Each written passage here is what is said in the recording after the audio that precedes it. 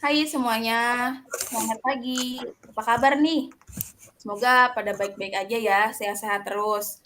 Sebelumnya terima kasih kepada teman-teman yang sudah bergabung di pelatihan ini. Sebelumnya perkenalkan, nama saya Mia Diputri Handayani dari Fakultas Psikologi Universitas Mercu Buana. Kayaknya sebelum kita masuk ke materi inti, biar manasin otak, kayaknya enakan kita ice breaking dulu sejenak ya. Bentar ya.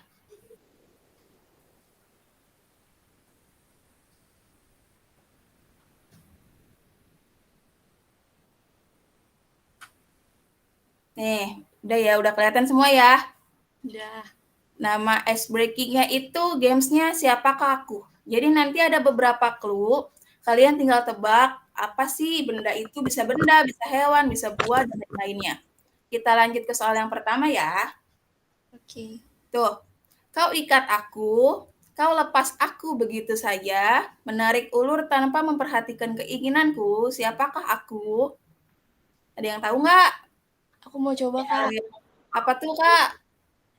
Layang-layang bukan? Bener nggak ya? Yang lain ada nggak? Coba kita lihat benar atau tidak ya layang-layang. Wah, iya benar. Pinter banget kakaknya ya. Kita ke soal yang selanjutnya ya. Bersisik bukanlah naga, bermahkota bukanlah raja. Siapakah aku? Kayaknya gampang. Nanas. Nanas. Naga, bukan buah naga, Kak. Kan ada mahkotanya. Kita lihat aja ya nanas benar atau enggak. Yeay, benar. Kakak Viena tadi ya yang jawab. Kita yang ke selanjutnya, Kak. Aku burung yang tidak bisa terbang dan tidak merasa kedinginan walaupun tinggal pada suhu 0 derajat Celcius. Siapakah aku? Ada yang bisa Coba. tebak? Apa? Penguin. Penguin? Penguin. Penguin. Coba kita lihat benar atau tidak. Benar. Yeay. Kita ke yang selanjutnya. Kayaknya ini sih soal yang terakhir deh. Gampang banget nih pertanyaannya, clue-nya. Aku satu-satunya buah yang memiliki jantung. Siapakah aku? Pisang. Pisang. Pisang? Kenapa pisang? Karena dia punya jantung. Karena jantung pisang pernah dimasak. Dimasak. Bisa dimakan. Coba kita lihat. Ya, benar sekali. Pinter-pinter ya kakak ini. Yeay. Udah selesai kan? Kita akan lanjut ke materi intinya. Pada kali ini, saya akan membahas tentang training leading with emotional intelligence, atau yang disebut dengan memimpin dengan kecerdasan emosional. Pelatihan ini saya adakan untuk memenuhi tugas besar 2 mata kuliah psikoedukasi, pelatihan dan pengembangan dengan dosen pengampu Dr. Indra Kusuma, MSI. Sebelumnya saya akan menjelaskan secara singkat kenapa sih saya mengadakan pelatihan ini, kenapa sih saya memilih tema pelatihan ini, karena sumber daya manusia merupakan topik yang menarik untuk dikaji dan diteliti. Karena telah terjadi pergantian kepemimpinan sejak tahun 1980-an dan 1990-an yang akan berdampak pada perubahan ekonomi global. Di era globalisasi ini, kecerdasan emosional memegang peranan penting dalam setiap bidang kehidupan dan di setiap bidang pekerjaan. Menurut Goleman telah menjelaskan bahwa kecerdasan emosional akan semakin diakui sebagai faktor penting yang dapat menjelaskan keberhasilan dalam bekerja.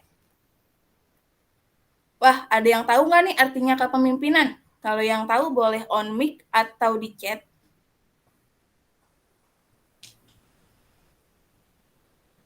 Kayaknya masih ada yang belum paham ya, masih banyak yang belum paham. Baik, saya jelaskan sebentar ya, saya jelaskan sedikit. Jadi, kepemimpinan itu adalah kemampuan seseorang untuk mempengaruhi dan memotivasi orang lain untuk melakukan sesuatu berdasarkan tujuan yang telah ditetapkan bersama. Seorang pemimpin yang baik akan selalu bekerja keras untuk memperbaiki dirinya sendiri sebelum peduli untuk memperbaiki orang lain. Seorang pemimpin bukan hanya sekedar gelar atau jabatan yang diberikan dari luar, melainkan sesuatu yang tumbuh dan berkembang dalam diri seseorang. Nah, selanjutnya yaitu ada teori kepemimpinan. Menurut Kartono 1998, terdapat 3 teori yang dapat menjelaskan munculnya atau lahirnya seorang pemimpin.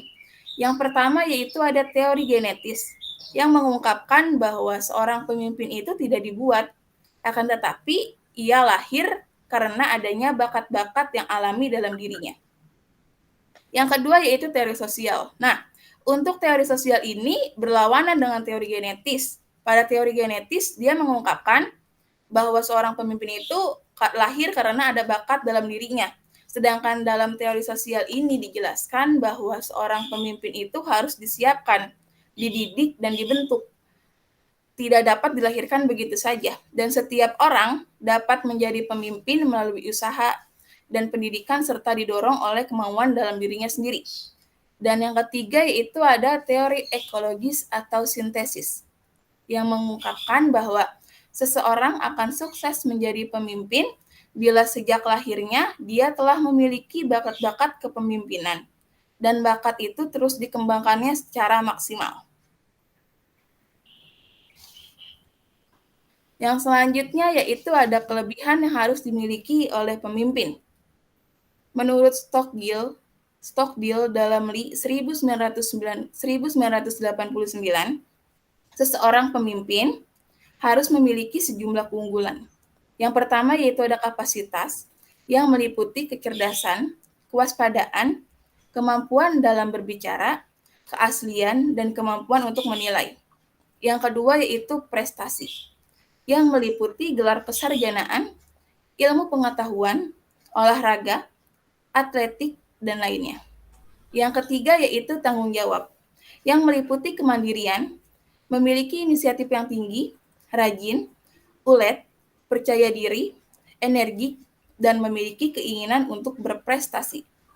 Yang keempat yaitu ada partisipasi, yang meliputi keaktifan, ramah, mudah bergaul, kooperatif, dan mudah beradaptasi. Dan yang terakhir atau yang kelima yaitu adanya status, yang meliputi kedudukan sosial ekonomi yang tinggi dan populer. Kita akan next selanjutnya ya, Kak. Nah, selanjutnya yaitu ada gaya kepemimpinan. Menurut Ishak Arep dan Tanjung 2003, berpendapat bahwa untuk mencapai suatu tujuan harus mampu mengendalikan atau mempengaruhi dan memotivasi orang lain.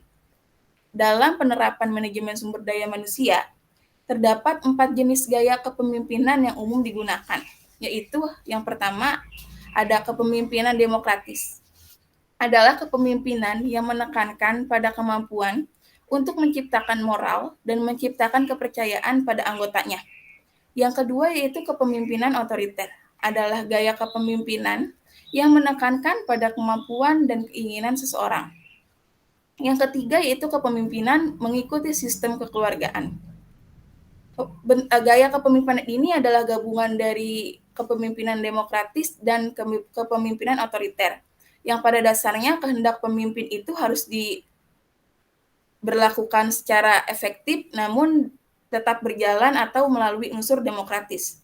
Yang selanjutnya yaitu ada, dan ini terakhir nih gaya kepemimpinan terakhir, yaitu kepemimpinan liberal reign.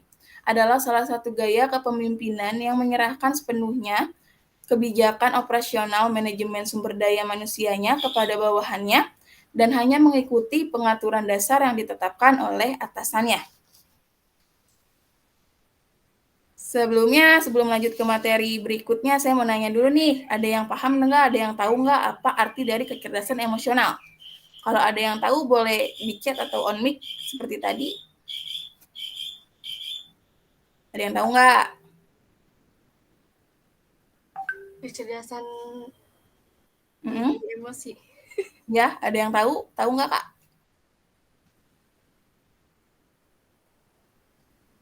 Oke, kalau misalkan nggak ada yang tahu, saya jelasin ya. Jadi, menurut Goleman, kecerdasan emosional itu adalah kemampuan lebih yang dimiliki oleh seseorang dalam memotivasi dirinya, ketahanan dalam menghadapi kegagalan, mengendalikan emosi dan menunda kepuasan, serta mengatur keadaan jiwa. Dengan kecerdasan emosional ini, Orang dapat menempatkan emosinya pada porsi yang tepat, memilah kepuasan, dan mengatur suasana hatinya sendiri. Selanjutnya yaitu ada karakteristik kecerdasan emosional. Menurut Daniel Goleman, orang yang cerdas secara emosional memiliki 4 karakteristik. Yang pertama yaitu ada self-awareness, yang meliputi emotional awareness, penilaian diri pribadi, dan percaya diri. Yang kedua yaitu self-management, yang meliputi emotional self-control, kemampuan beradaptasi, orientasi pada prestasi, dan optimis. Yang ketiga yaitu social awareness, yang meliputi empati, organizational awareness, dan orientasi untuk melayani. Dan yang terakhir yaitu ada social management, yang meliputi manajemen konflik, inspirational leadership, developing other, dan influence. Nah, para pemimpin ini membutuhkan keempat sifat tersebut untuk menjadi cerdas secara emosional. Ketika pemimpin memiliki kecerdasan emosional yang baik, maka mereka akan mampu beradaptasi dengan dunia yang lebih inklusif dan bahkan akan mampu untuk membawa anggotanya untuk menjadi lebih baik lagi. Apa sih pentingnya kecerdasan emosional itu? Nah, kepemimpinan itu adalah kebutuhan dasar bagi manusia, tetapi tidak semua orang dapat memimpin tetapi tidak semua orang dapat memimpin dengan baik. Beberapa penelitian telah membuktikan bahwa kecerdasan emosional sangat penting bagi pemimpin. Penelitian yang dilakukan oleh Patricia Peter 1999, ia mengungkapkan bahwa pemimpin dengan kecerdasan emosional yang tinggi cenderung akan lebih berhasil daripada dibandingkan dengan pemimpin yang memiliki tingkat kecerdasan emosional yang rendah. Nah, jika suatu organisasi atau instansi dapat memilih pemimpinnya dengan baik, maka organisasi tersebut akan dapat berkembang dengan baik. Namun, jika pemimpin dipilihnya salah, maka organisasi tersebut akan hancur. Keberhasilan dan kejatuhan suatu instansi atau organisasi ada di tangan para pemimpinnya. Orang biasa cenderung meniru pemimpinnya, maka mereka akan meniru pemimpinnya dalam penggunaan kata dan perilaku. Tetapi mereka juga akan meniru para pemimpinnya dalam pola pikirnya juga. Dengan demikian, kemampuan untuk beradaptasi dengan tantangan akan terus menjadi pembelajaran sumber hidup yang baik bagi seorang pemimpin. Dia akan mengejar target dan nilai dengan anggotanya dari waktu ke waktu. Seiring dengan itu, maka akan terbentuk karakteristik kecerdasan emosional bagi seorang pemimpin. Wah, kayaknya materinya sudah habis nih, Kak. Nah, nggak terasa ya sudah di penghujung materi, udah selesai juga materinya. Semoga materi yang disampaikan dapat bermanfaat bagi teman-teman semua. Terima kasih sudah bersedia gabung di pelatihan ini. Mohon maaf bila dalam penyampaiannya masih banyak kekurangan. Terima kasih dan selamat pagi dan selamat beraktivitas kembali kakak-kakak teman-teman. Thank you. Terima kasih kakak.